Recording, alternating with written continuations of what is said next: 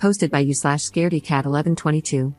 My 45F husband, 49M, of 23 years had an affair with a 20-year-old girl starting in 2020. I found out this year when his affair partner gave birth to twin boys in March. Obviously, we were going to divorce. We've been hashing things out since then. It's been a lengthy process due to some properties we own in common, and we needed to get an accountant because he used the shared account for his affair. Finally, things seemed to be getting close to the end when both my husband and the woman he cheated with were killed in a car crash. By some miracle, the twin babies were not harmed in the crash. Now they are orphaned and neither set of grandparents can take them in permanently.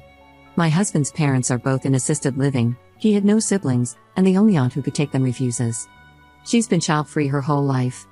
On the woman's side, I'm not sure of all the details, but her parents are also unable to be involved long-term, and her only sister lives overseas. Since we were still married and he had not updated his will, all his assets are set to pass to me and our 2 children. I'm not callous enough to leave those babies with nothing, so I agreed to let whoever becomes their legal guardian have the remaining balance in the shared account, about $25,000 in savings. The issue is that no one wants to take them in. Now my in-laws are pressuring me to take them in and raise them. The problem is, I don't want to, at all. I wouldn't love them, and I don't want to be the evil stepmother. But I know a big part of me will always have some level of resentment toward them. I would probably favor my own children. It's not their fault, but I truly loved my husband, and I thought we were happy before I found out about the affair. We have 2 daughters, 14 and 16. Obviously, we had disagreements, but we never insulted each other before. Then I found out about the affair, and he began calling me names and blaming me for his cheating. He became abusive and even tried to kick me out of the house, my childhood home, which is not shared property, for the record. I'm also raising teenagers alone now. I don't have the energy to raise babies anymore. My daughters hate their baby brothers. I tried to get them to spend time with their dad as we were divorcing, but they refused. Since this all came out because of the babies, there wasn't really a way to sugarcoat the situation. And they are also too old for me to get away with it. Most of my friends agree it's not my place to care for those children, but my in-laws, the affair woman's parents, and my mother want me to raise them. I know my mom is just having grandkids fever, but it hurts not to have her support.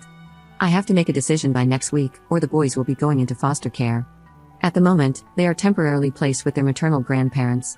I feel horrible, but I am very sure I can't take them in. Would I be wrong if I refused to take them in? First update. Hey everyone, this blew up far more than I thought, and I appreciate the well wishes for my girls, the boys, and myself. Also, thank you to the many lovely people offering to help give the twins a good home. I might not be their mother, but it touches me and makes me glad there are good people out there. After thinking carefully, speaking to my lawyer, reading responses, doing research, etc., I plan to speak to the grandparents tomorrow and refuse to take legal guardianship of the boys. I will let them know the usernames of people who offered to me for private adoptions or fostering, but my daughters are my priority. It will be up to the twins' grandparents to decide if they'll proceed with adoption, keep them, or turn them over to the state. I wish I had the mental capacity to be the person to do this, but I have 2 girls who are going through a lot, and they need my full attention. I'll also be talking to the lawyers to figure out if the boys have any inheritance claim properly. If they do, I'll separate it and leave it to the lawyers to do what they need to do for them to have access when it's best. If they don't, I'll find a way to ensure they have access to the $25,000 I was going to give them from the beginning. I won't do more, however. My moral compass might be biased, but I don't believe I'm obligated, morally or legally, to do more than what the law says. I can't help everyone, and I shouldn't have to. I have 2 girls who lost their father, 2 girls who need therapy, 2 girls who are just about to go to college. They've gone through enough without seeing their mother favor the children of their father's mistress. Second update. Hey everyone, as I mentioned 2 nights ago, I went yesterday to speak to the twins' grandparents. I explained my position and refused to take guardianship of the boys. My mother-in-law almost slapped me when I said that, but thankfully, this was all done in a public place, and my father-in-law stopped her. The maternal grandparents kept pleading for me to raise them since they didn't want to lose them. I kept saying no, and when they called me selfish, I lost it. I told them to their faces that the only selfish people in this mess were them and their son and daughter. Their son, my husband, for cheating and then making the divorce hell for me and my girls. Their daughter because she was a WHRE, I used another word, who went after a married man twice her age. I told them if I heard from them again, I would request a cease and desist. I also informed my parents-in-law that they won't have access to my daughters for the foreseeable future. I'll explain why in a bit. We were at a restaurant, but I didn't stay for the meal. I also sent an email to my lawyer so he can ensure CPS and any agency involved in the welfare of the twins is aware that I'm not going to be their guardian or be involved. Then I sent an email to my in-laws with all the usernames and websites from people here on Reddit who have offered to do interviews for the twins' adoption. I won't be involved beyond this point, so please, as lovely as it is, I can't help you if you are interested in the boys. Yesterday was the end of my involvement. As for why my in-laws won't see my girls, I spoke to my daughters and decided to find out more about their thoughts before I went to meet the grandparents. My youngest refused to speak to me, which I found very out of character for her. My eldest then asked for just the two of us to talk. That's when she explained that my in-laws had been going on about how the girls need to get ready to go to public school instead of their private school and get jobs right out of high school, since I would have to provide the twins with private schooling and college money. Apparently, they were also told to start moving their stuff to share a room. My girls have separate rooms, since the twins need more space. This was not known to me, mostly because that would never happen. Apparently, my in-laws have been basically bullying the girls because the babies take priority. Yeah, that's not happening. I told the girls that their grandparents have no say in where they go to school, their college funds, or how the rooms are set in our house. I also said I do agree they could use a part-time job during college and maybe a scholarship, but their tuition will be paid. I told them not to blame the babies for the stupidity of the adults. They told me they understand, but they still don't want to interact with their brothers for now. That for now part gives me hope they'll get through things. For now, we're going to make some changes in the house. The girls and I both don't like that there's still an office space that my husband used. We're going to make it into a gaming room for all of us. I plan to take down some pictures that have my husband in them and put them in albums for the girls. We just want to make the house more ours. For those wondering why my girls want nothing to do with their father, my daughters were the ones who discovered the affair and told me when my husband took them to meet the twins at the hospital. He had asked them to keep it a secret, but my girls told me. After that, my husband began treating them horribly too. He burned all bridges with the girls. Third update. I spoke to a lawyer on Monday. The boys have no inheritance claim until a DNA test is done. After that, their only claim will be against my in-laws. The shared account is not considered my husband's individual property, so it's mine. The same goes for the lake house.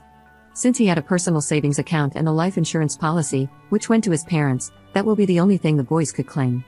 Obviously, this could change if it goes to trial, but the lawyer told me that with how little my husband left my girls and me, there's very little chance a judge will demand our assets. The lawyer also recommended that I completely end the idea of sharing any money with the boys. That could be used against me to claim I'm taking financial responsibility for them and should be considered their guardian. I'm dividing the money from the shared account for my daughter's college tuition. I'm still unsure if I'll sell the lake house or not, but neither the girls nor I are attached to it. Now, please leave me alone about the boys' inheritance. Sad as it is, my husband messed everything up for his children. I'm not responsible for them, nor do I have to sacrifice my assets to set them up for a better life. Fourth update. There's some good news and some annoying news. The good news is that the boys were safely retrieved by CPS from their maternal grandparents and will be placed in foster care until a permanent arrangement is made. I found out when it happened because their grandparents, and my mother, came to scream at me at work. In all honesty, I'm glad this happened at work and not at home. It's made me consider moving, as I don't want my daughters exposed to any of this. An annoyance I had soon after was getting a call about my inquiries into fostering and adopting. Apparently, my information was sent to CPS as someone interested in fostering the twins and eventually adopting. I immediately explained the situation between the grandparents and me, and the operator was speechless at first. She apologized for the situation and told me she would make sure I wasn't bothered about the process. I also got served this morning. My in-laws are suing for grandparents' rights. They are also suing for custody. Apparently, they are planning to leave their assisted living, which they really shouldn't, to buy a house that allows kids, to get the twins back, and now also want custody of my daughters. My personal lawyer immediately gave me some instructions I won't share to safeguard myself and my daughters from some risks during a possible custody battle. My lawyer and I both suspect my in-laws want the girls to be parentified as caretakers for the twins since my in-laws have mobility limitations. It will be a cold day in hell before that happens. I don't see CPS placing the boys with them to begin with. Not all is bad news. I'm starting therapy next week, and my eldest daughter is once again talking about the colleges she wants to attend. We still haven't really talked about their father or gotten them to agree to visit his grave. I, myself, haven't gone there, and I'm trying really hard to get used to not calling him my husband anymore. I had nothing to do with the funeral plans aside from paying bills, and from what I heard, his parents had the epitaph, devoted and beloved husband, father, and son written on it. I find it a joke. I know it's bad to hold on to so much anger and resentment, but as soon as I have time, I plan to change his tombstone to remove husband and father. It might sound petty, but I refuse to speak well of a cheater and abuser just because he's dead. My daughters deserve better, and so did I. And for anyone complaining about me changing the tombstone, I paid for everything in the end. So, stick your complaints you know where. I don't think I'll post another update until the whole mess with the grandparents' rights lawsuit is resolved. So to the kind people who have sent support to me and my daughters, thank you so much. Maybe I'll have good news in the future. 5th update. Hey everyone, some people have been asking me for updates, and to be honest, I had nothing until today. To start, cousins from my ex-husband's side of the family took the boys in. I know them, they are lovely, and I know they'll give the twins a great life. The new parents, calling them Matt and Kim, talk to my daughters and let them know if they ever want to reach out to their half-brothers, they just have to call. Otherwise, they can just see them as distant cousins. My girls thanked them but insisted they don't really want a sibling relationship at this time, though maybe as cousins it will be okay. I did offer them the money from the shared account since they are family, but they said not to worry as they don't need it. Kim even insisted I use that money for a vacation for my girls and me. Apparently, I look like the living dead. They also set very strict boundaries with my in-laws and the parents of my ex's affair partner. They can see the boys, but they won't be seen as grandparents. This apparently caused a big fight with the affair partner's parents, and Matt and Kim then cut them off. Again, threats of suing for grandparents' rights were thrown around, but they went nowhere. That's how I found out why the affair partner's parents couldn't take the boys permanently. The father is a convicted felon in an abuse case. I won't share the details out of respect, but if what Matt and Kim told me is true, I'm glad the boys won't grow up with that man as an example. The only reason his wife had temporary guardianship was because of the sudden death of the parents and the process to find a relative to raise the boys.